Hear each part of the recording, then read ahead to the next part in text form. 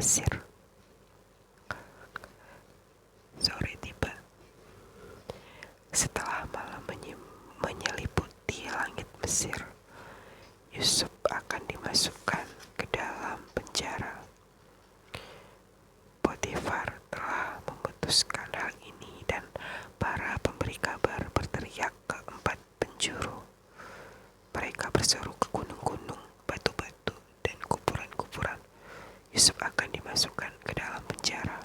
Suara mereka menggema dan menyebar, membesar dan semakin banyak.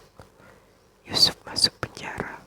Akhirnya, para penyebar berita menggantung baju Yusuf di sebuah dahan kurma kering yang ada di pintu barat Mesir. Baju, bukti kesalahan. Kesalahan yang paling besar ada pada Yusuf. Yusuf tidak tahu. Terima kasih. Yusuf berkhianat. Yusuf berusaha mengambil harga diri tuannya. Yusuf membalas kebaikan dengan keburukan. Yusuf tidak menghargai hati tuannya. Yusuf adalah bunga bakung ungu yang benar-benar beracun. Tanah air manapun yang menjamu Yusuf tidak mendapatkan satu bibit apapun kecuali keburukan. Sore tiba ketika gelap malam telah menyeliputi permukaan Mesir. Yusuf ada di balik penjara dengan 4 dinding dan pintu-pintu bergeser. Ia masuk ke dunia tertutup lain dari dirinya.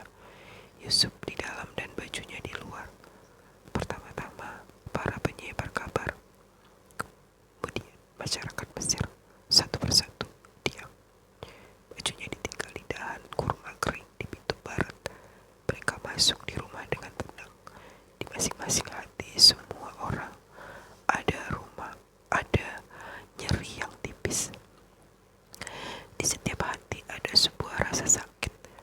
Bagaimana bisa, kata mereka, bagaimana Yusuf bisa seperti itu, ditakdirkan untuk kehidupan seperti ini, dan memilih menghabiskan hidupnya seperti ini.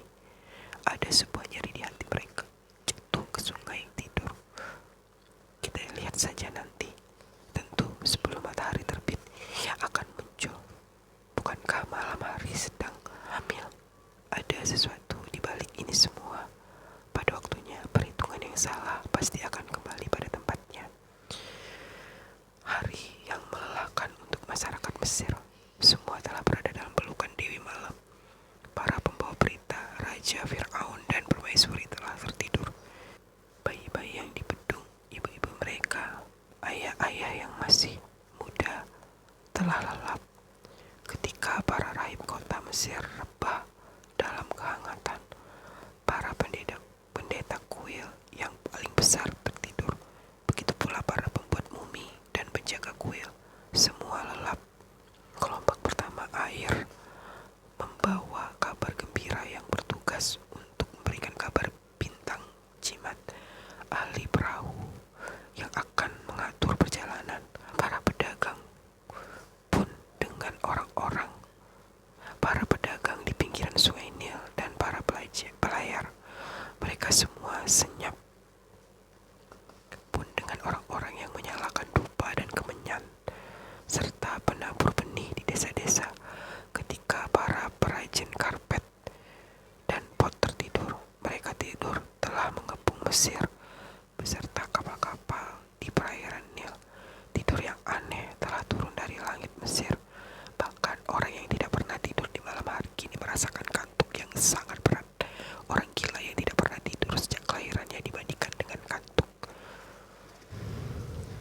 Di saat semua makhluk hidup tertidur, gunung-gunung, bebatuan langit dan air tertidur, para musuh pun tertidur. Ketika seluruh Mesir menyerahkan diri kepada kantuk dan tertidur, ada 2 orang yang masih terjaga. Yang satu Yusuf, satu lagi Zulaikha. Ada 2 orang yang masih terjaga. Yang satu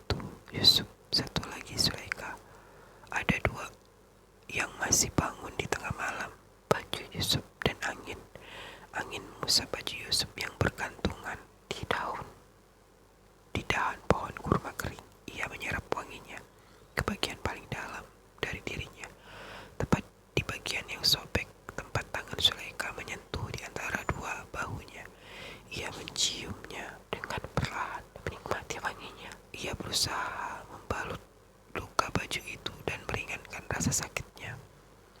Tepat di cerita bagian ini, penulis akan menata baris-baris perkataan angin yang mirip dengan perkataan serigala, sumur, dan cermin. Penulis dalam kondisinya yang kurang tidur sedang menata tulisan yang senilai dengan kehidupan. Demi kalam yang apa yang mereka tulis sejak dunia dan seisinya diciptakan. Aku bukanlah sosok yang tidak bertanggung jawab. Aku didorong takdir. Aku adalah balsam untuk luka. Selain itu, aku pun adalah bencana. Sering aku merasakan kematian, namun terlihat seperti hidup. Aku kerap merasakan hidup, tapi tampak seperti mati. Ketika diminta menulis, aku akan menulis hidup sebagai hidup, mati sebagai mati. Aku adalah angin, berembus dengan kencang ke arah yang aku inginkan. Kadang tidak membawa apa-apa, dan hanya diminta untuk seperti itu. Kadang mengirim gelombang dan mencurahkan air pada ladang-ladang. Aku hancurkan rumah-rumah dan robohkan pepohonan. Aku pisahkan bibit-bibit dan umpatnya. Aku bawa kapal-kapal di atas permukaan Nil, dan bahkan jika berlawanan dengan arus air. Tugasku seperti ini sampai akhir dunia. Siapa yang tahu apa yang akan kusaksikan lagi? Tapi sekarang aku mendapat tugas yang sangat berat. Aku merasa disucikan, dibersihkan di antara makhluk-makhluk yang ada dan akan ada. Sebesar apapun ingatan yang telah memenuhi sumur dan cermin, hal itu akan memenuhiku hingga akhir. Wahai baju Yusuf, aku diperintahkan tidak mengusap air mataku.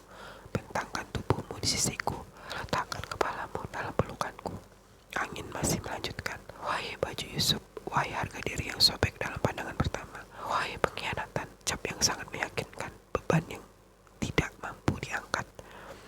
Angin melewati baju Yusuf yang telah terkena noda, sebuah bunga berwarna merah yang semakin besar dan menyebar. Kabar gembira kehidupan, kematian ketika telah tiba waktunya.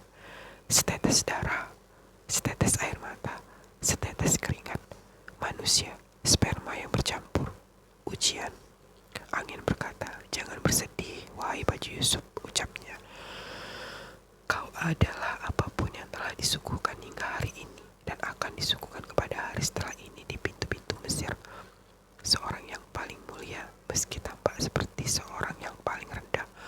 Ketidakberuntunganmu adalah keberuntungan yang dihukumi atas nama harga diri. Keberuntunganmu adalah keberuntungan yang diputuskan atas nama harga diri. Wahai kain budak yang berumur 3 abad, wahai baju Yusuf yang tersobek, namamu akan kekal seiring berjalannya waktu. Ketika ada kesaliman yang dibangun atas dasar logika keburukan, saat tampak noda yang membuat keburukan, waktu kesalahan telah menguasai kebenaran. Awan menutupi matahari meski sebentar. Namamu akan datang bersama warna putih.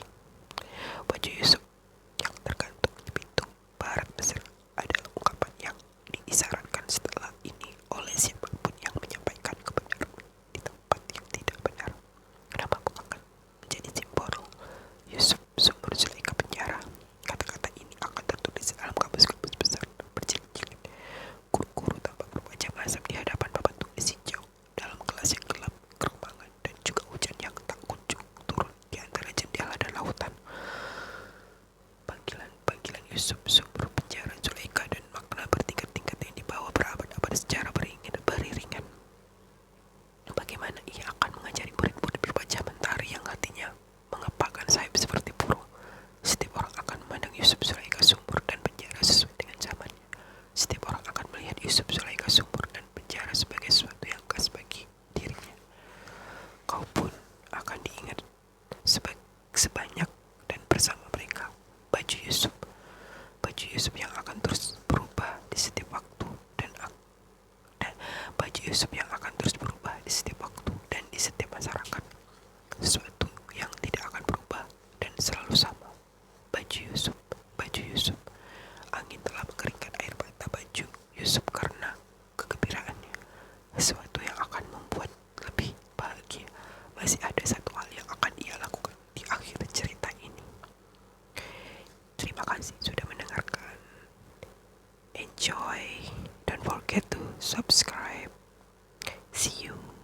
videoku selanjutnya. Semoga